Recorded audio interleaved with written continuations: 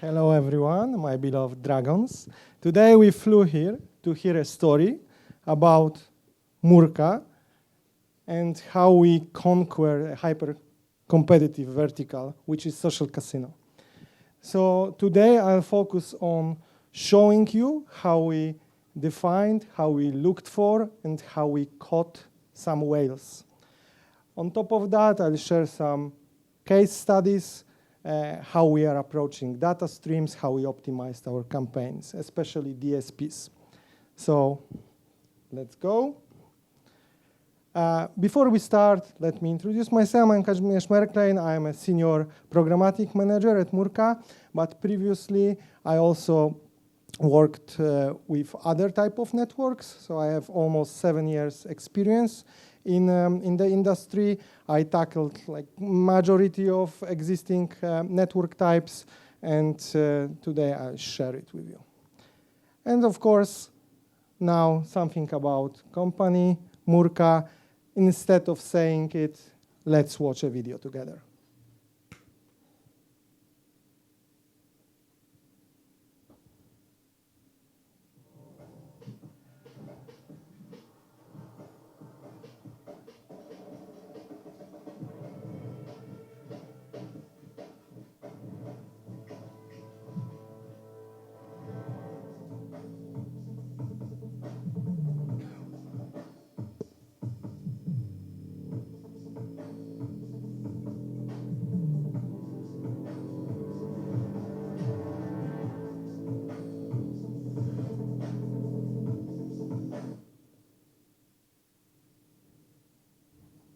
There is no internet. But as you can see, everything is growing, right? It was on purpose.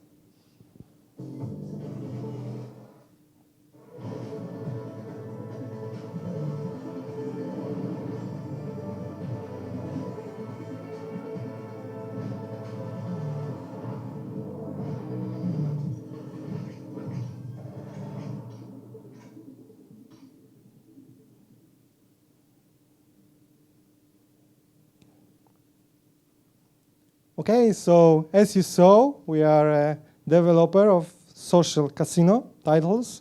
Those are our main flag titles. And let me introduce the social casino landscape. Why is it so competitive, and why is it so worth being in? You can imagine that there is like a casual oceans where there are different whales, minnows, dolphins, and other players, but on top of that, with that vast ocean, there is also a social casino bay. And in that bay, there is a lot of whales and very special whales. Why they are special? We'll discover it together. But those whales are so special that you can even like treat them, indulge them, just put them out of the water, as we did, put them into the island, serve them some drinks. They are so special. You want to take care of them. Who are whales? So before we started our journey with user acquisition, we had to define who are whales and know their characteristics. So the first question was, were they female or male? And we learned that it depends on the geo and other metrics, but female is the main target. It turned out that 35 plus, 40 plus, like male are the heaviest payers, but does it mean that male are not worth like targeting? No, it depends, but they can spend a lot of money as well. And this is the age. So our assumption was pretty simple, right? Those people who are about to spend tons of money with our app, they have to be financially stable. It means they probably have already like established some careers. They have some money that they can spend on. So we assumed it would be like 35, 40 plus, whatever, yes? And that's what turned out to be true. What do they like? Is it other games or maybe something else? It turned out that the overlap with other categories, like for heavy payers, actually is really small. So we figured out that, for example, it might be interesting. In US, they love Walmart, family stuff, other things, not gaming.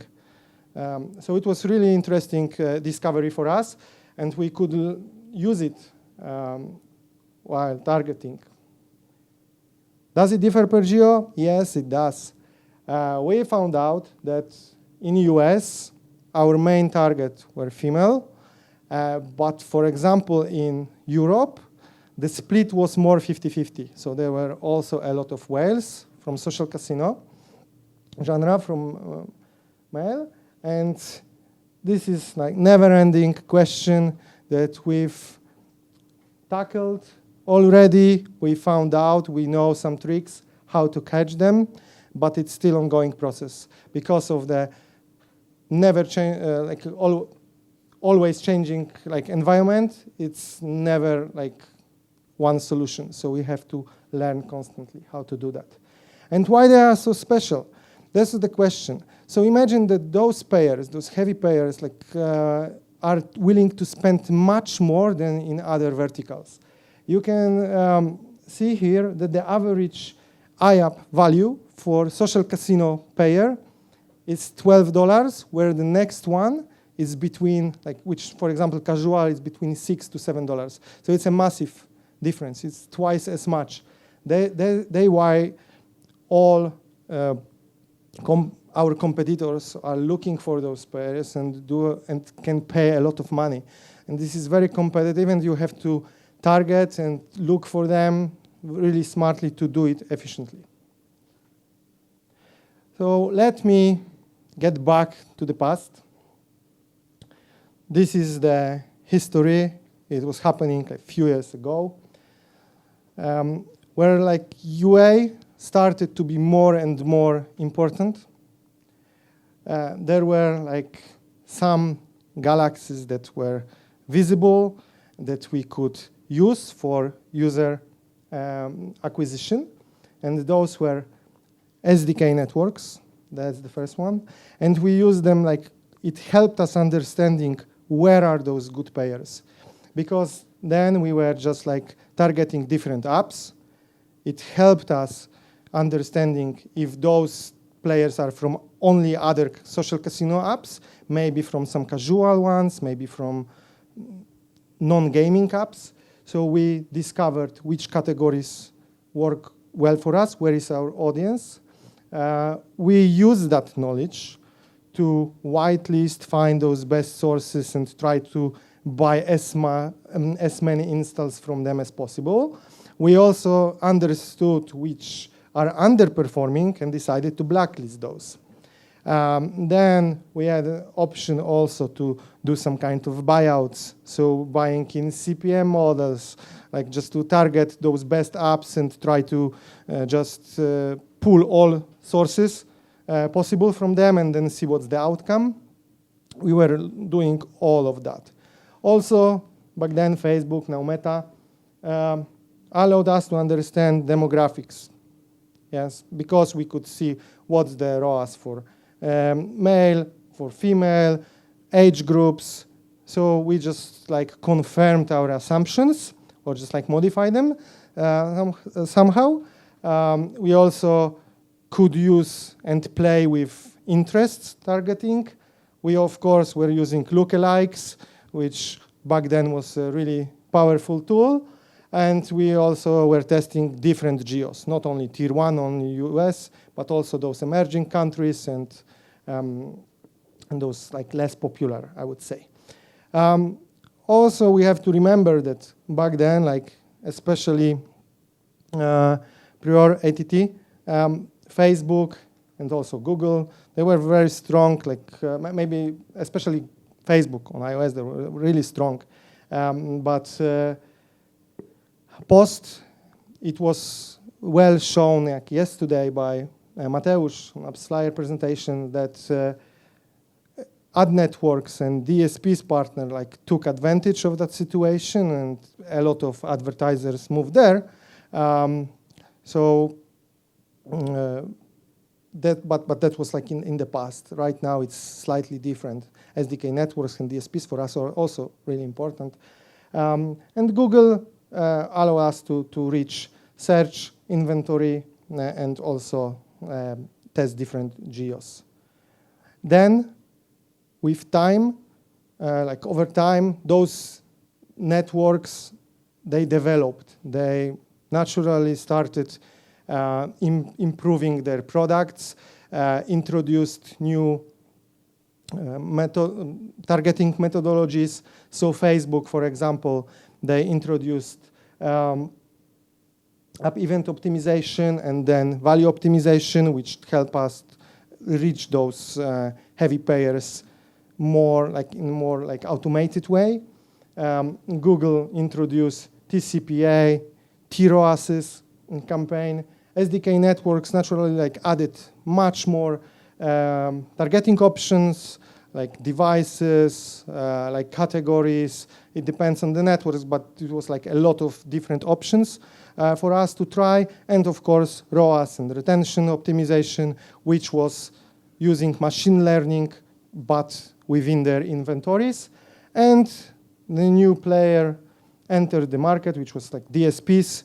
And DSPs was something that we really looked into. We saw great potential there. Why is so?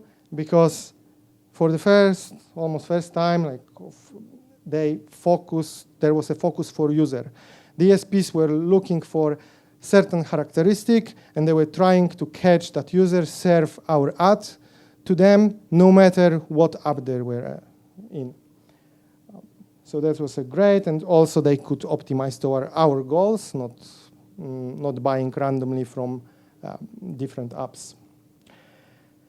But of course, before we started exploring heavily DSPs, there were a lot of questions regarding that, regarding the risks, and the potential. So the first thing we thought, if it's machine learning, it needs time to learn probably, but how long would it take for them to learn?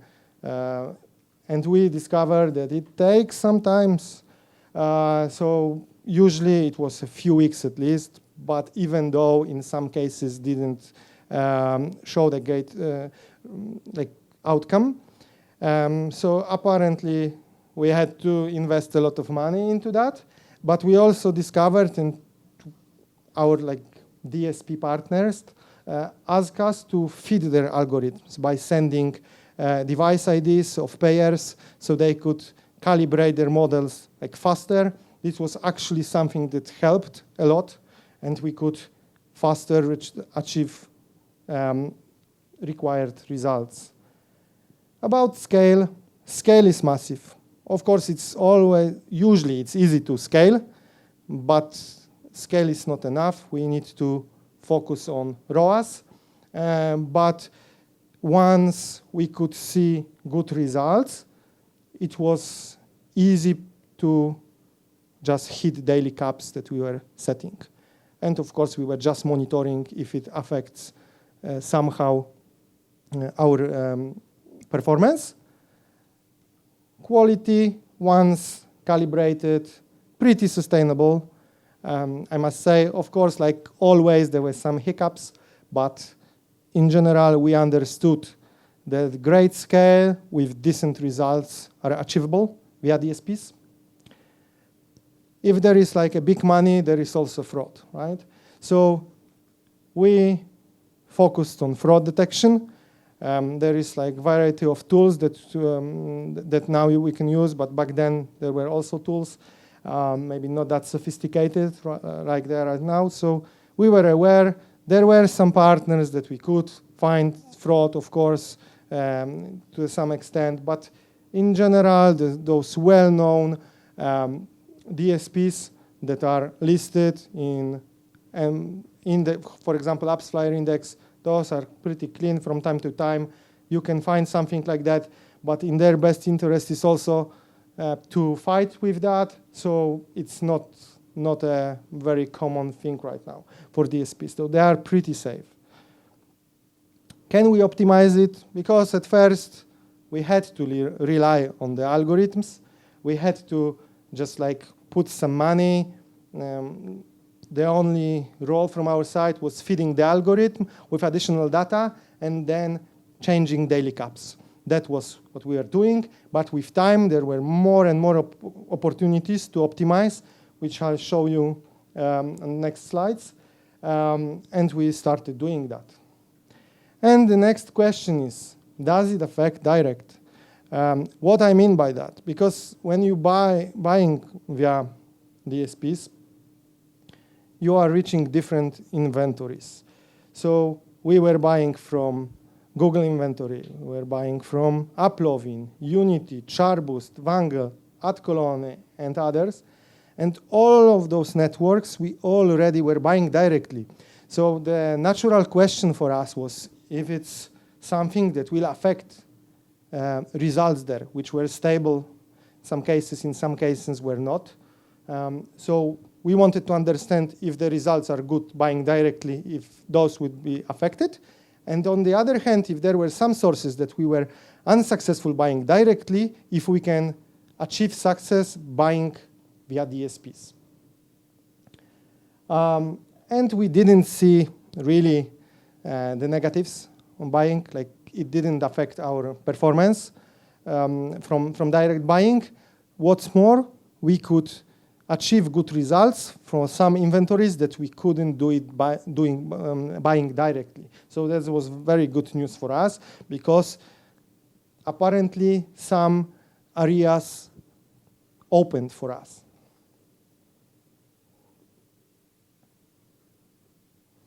So how can we optimize it if not only playing with budget?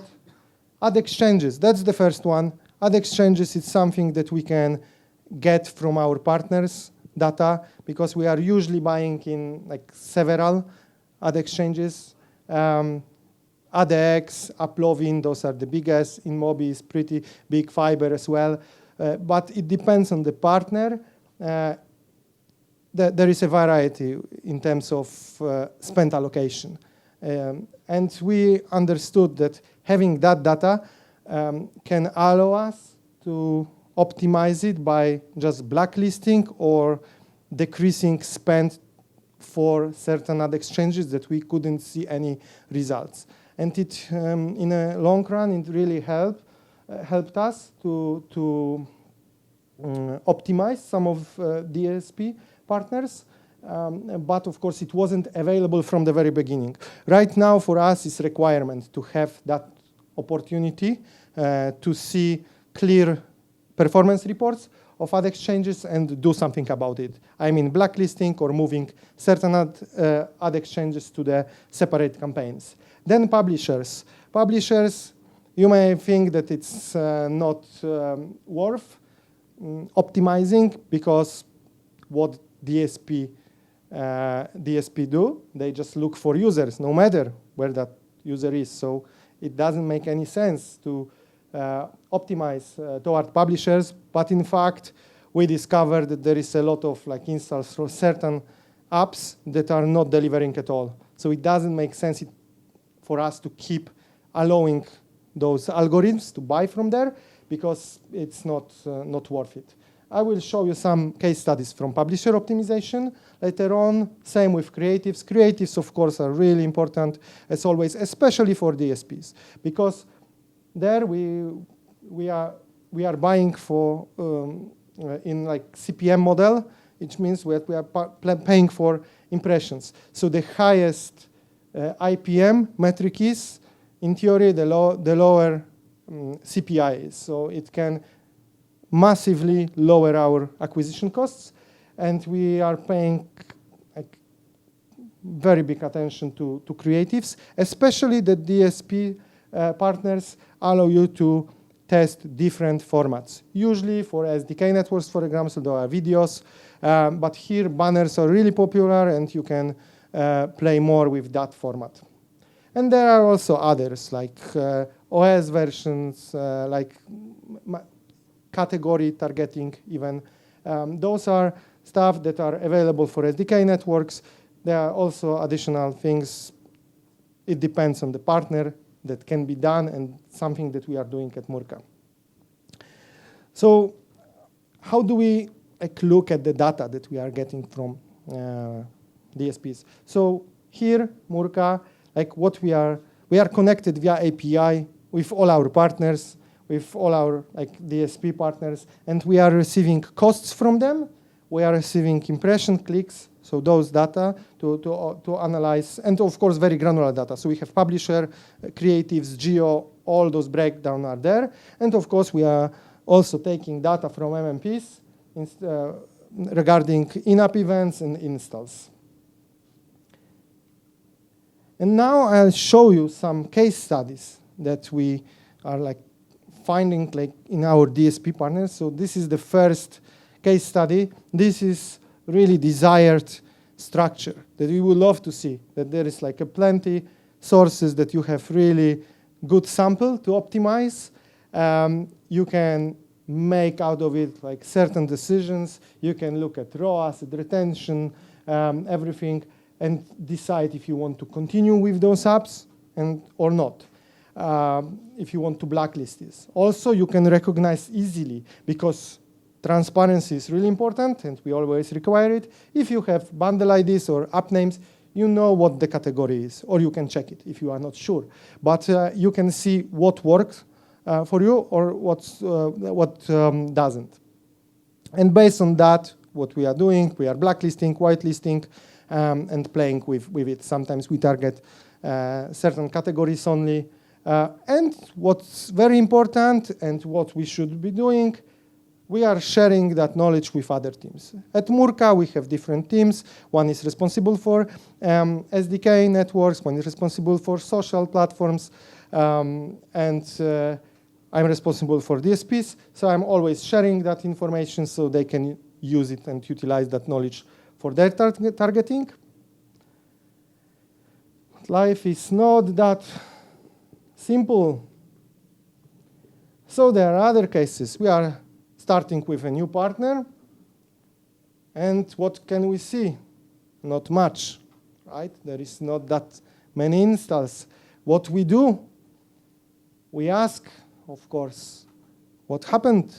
Why there is no traffic? There are always some plausible answers from our partners, but we have to do something with that, yes? Because if we keep doing it like that, we never get enough data to assess the performance. It doesn't make sense to keep a source which can't deliver. So what can be done? What we are doing, we are trying to add some geos. Of course, US is our main focus, but also we can add some tier 1 countries.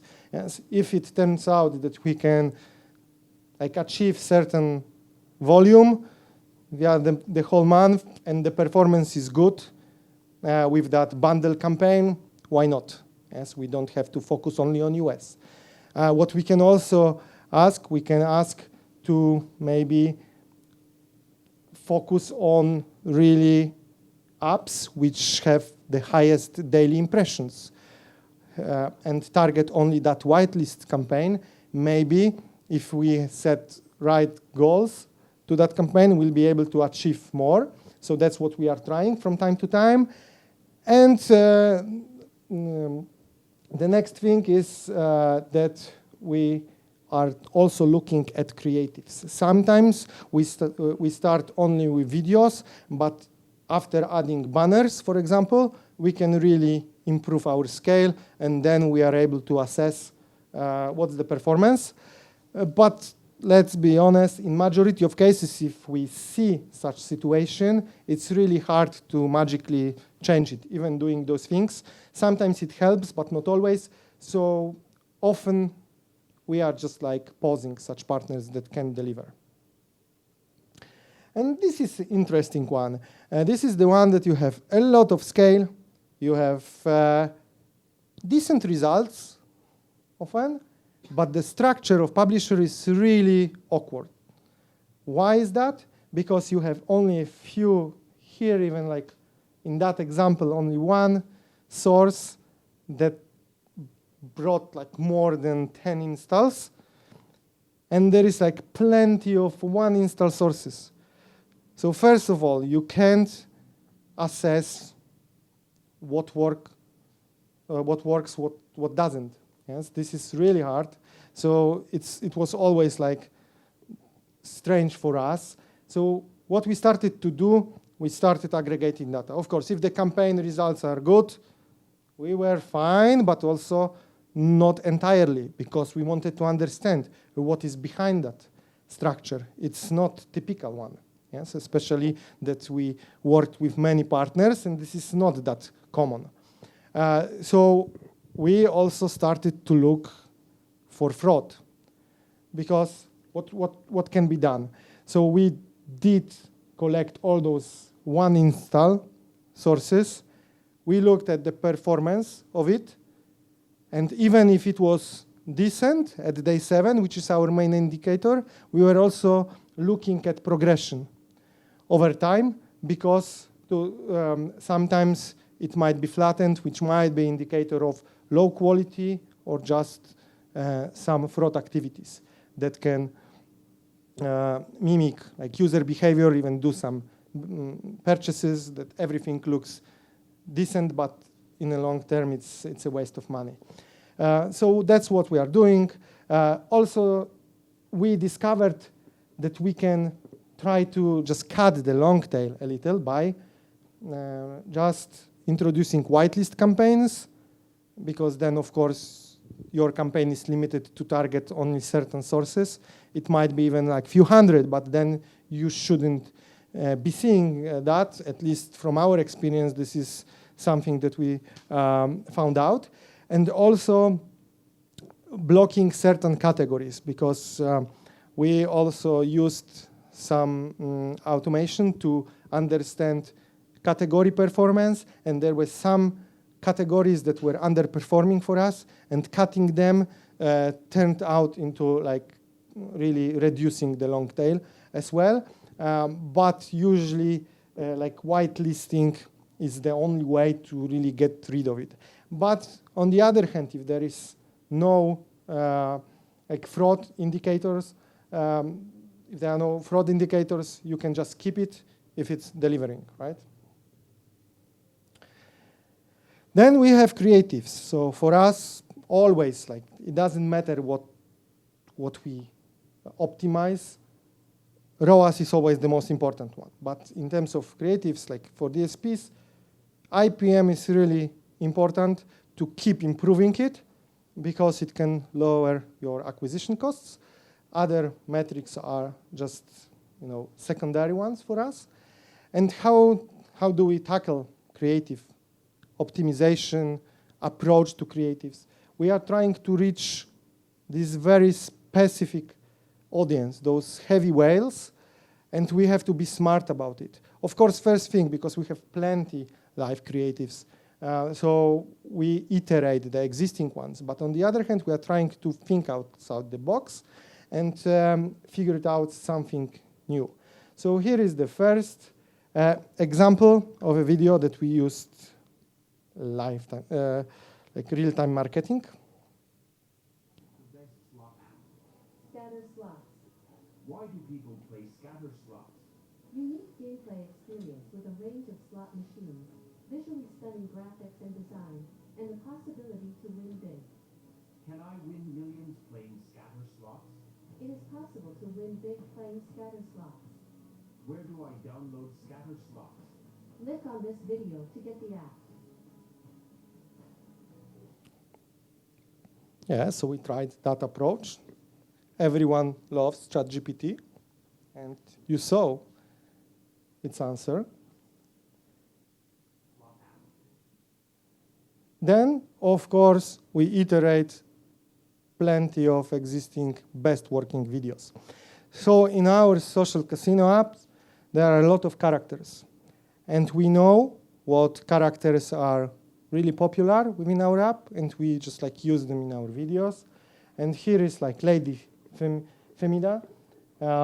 She's really popular, so we have plenty of videos with her, and we iterate those.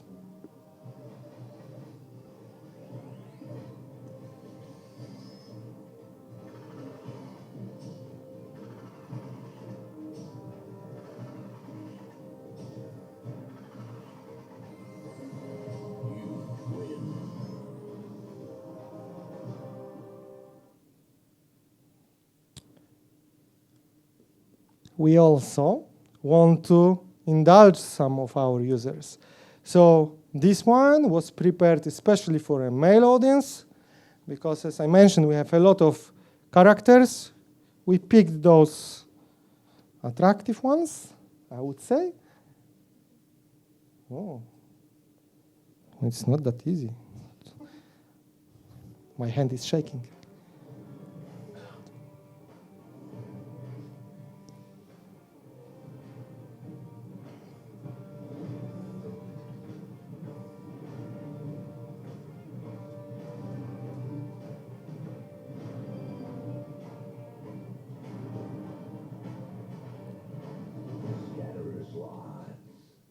Right, you just don't have to show the gameplay. Who cares, right? But we also have something for a female audience. We are not that evil that are not taking care of the audience.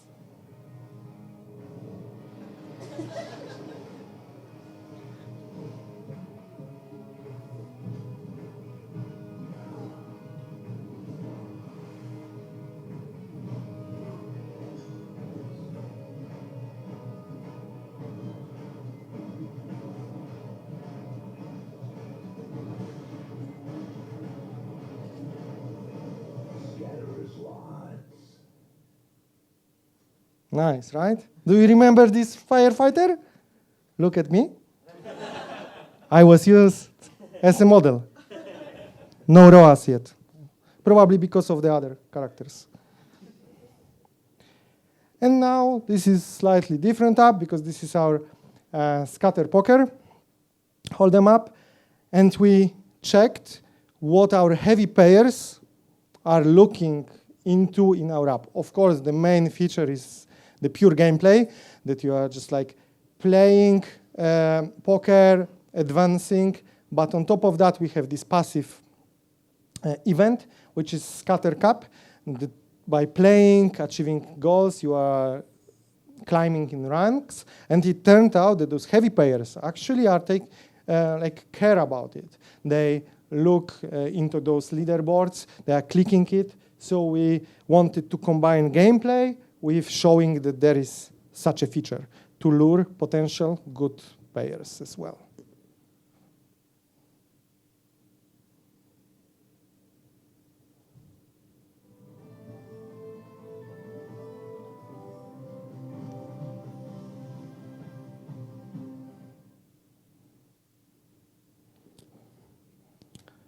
Yeah, and some takeaways.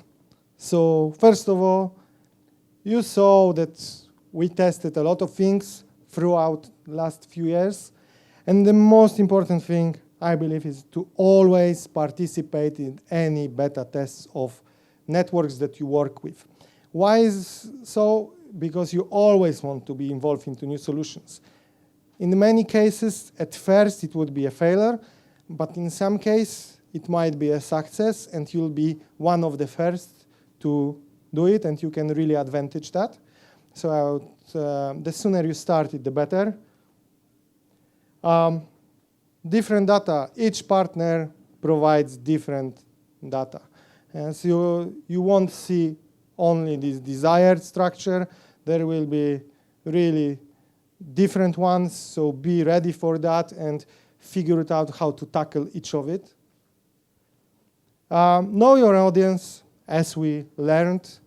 Who is our audience, how to reach them, and to be as much competitive as possible. And don't rely only on iterating, on doing the same thing, but try to think outside of the box and do much more. Try to be trailblazers of new ideas. And don't be discouraged. Many tests, many attempts, collaboration with new partners we'll fail, unfortunately. But you have to hope for the best. What else can we do, right? So in that, I would love to thank you all for your attention. And if you have any question, just hit it.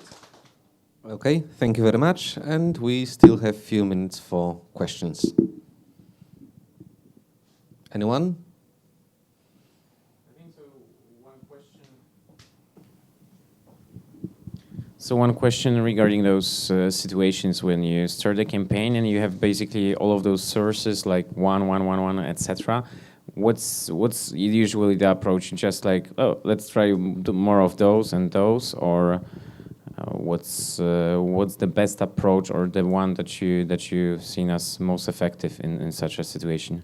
The first approach is just to look at overall performance. Yes, if you have one campaign and within that campaign you see plenty of one install sources, you see if the campaign, what's the spend, what's the ROAS. Yes, and you see, okay, there is a potential. If there is no, I don't know, like if there is no revenue from that campaign and other metrics are weak, of course this is an instant pause. Yes, but if there is some potential, then the next step is just like to understand why is so, to look at fraud, to look at aggregated data and understand if there are any,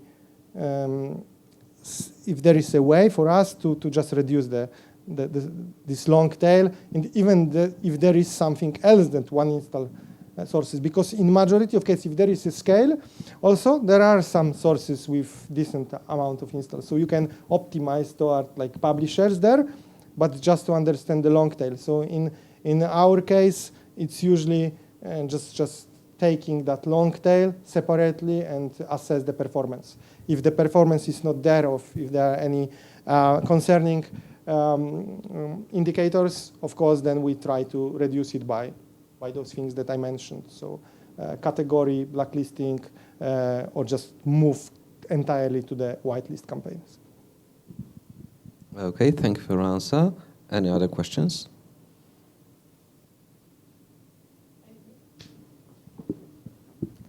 Thanks for the talk. And I wanted to ask, are there limits for the campaigns? So do you like stop at some time and say like, okay, we've got like 500 successful campaigns, like 100 is ongoing, and we can't like get any more players because we are everywhere, basically, and yeah. Yeah, of course, we look at incrementality, if it's worth like starting new partner. So we always, when we start new partner, we just like look at the performance, the potential, the scale, and then the impact on the existing campaigns. Yes, we have tools that can check the incrementality, if it's worth or not. But the fact is that because of the fluctuation in the performance, and some partners like are just stopping at a certain level, and we can't scale them, we are always looking if there is any other partner that can, just replace the low scale one, or just those mediocre in terms of performance. So I wouldn't say that I would love to have that issue, that there is plenty of good partners with great results, and I'm just wondering if it's worth adding another one, right? That's not the case, because there are always fluctuations. So we are constantly testing and retesting partners that we've tried in the past, and it didn't work out because their product also just is under constant development, and it may turn out that some solutions may now start working for us. But yeah, I would say that it's pretty similar number of networks that we work at one time. Okay, thank you. Anyone else? Okay, if there are no more questions, I would like to thank again to our speaker. Thanks. And thanks to you as an audience.